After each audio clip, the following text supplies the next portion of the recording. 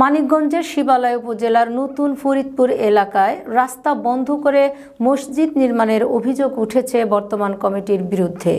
উপজেলা শিবালয় ইউনিয়নের নতুন ফরিদপুর এলাকায় চেয়ারম্যান বাড়ি জামে মসজিদ নির্মাণ কাজ শুরু করে বর্তমান কমিটির সভাপতি জানে আলম সরকার ও সাধারণ সম্পাদক জহির রায়হান। মসজিদ নির্মাণে এলাকাবাসীর চলাচলের রাস্তাটি বন্ধ করা হয়। ভুক্তভোগী পরিবারের দাবি, দক্ষিণ পাশে মসজিদের জায়গা থাকা সত্ত্বেও উত্তর পাশে সাধারণ মানুষের চলাচলের রাস্তা বন্ধ করে মসজিদ নির্মাণ কাজ শুরু করা হয়।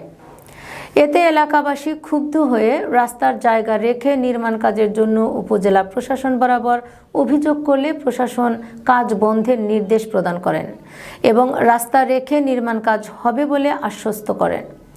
অভিযোগ রয়েছে, বর্তমান সভাপতি ও সাধারণ সম্পাদকের পারিবারিক কলহের জেরে জনসাধারণের চলাচলের রাস্তা বন্ধ করে মসজিদ নির্মাণ করছে, এমনটাই দাবি এলাকাবাসীর।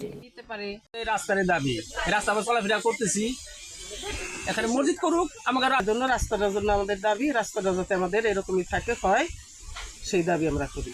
আমাদের মাঠে যে ফসলাদি আছে সেই ফসলাদি আমরা মাঠের থেকে বাড়ি উঠানোর মতো কোনো ক্যাপাসিটি নেই। আমাদের দাবি রাস্তা ছিল, উপজেলা চেয়ারম্যান আমাদের এই রাস্তা করে দিছে, এই রাস্তা দিয়ে আমরা যাওয়া আসা করতেছি, এই রাস্তাই আমাদের দাবি।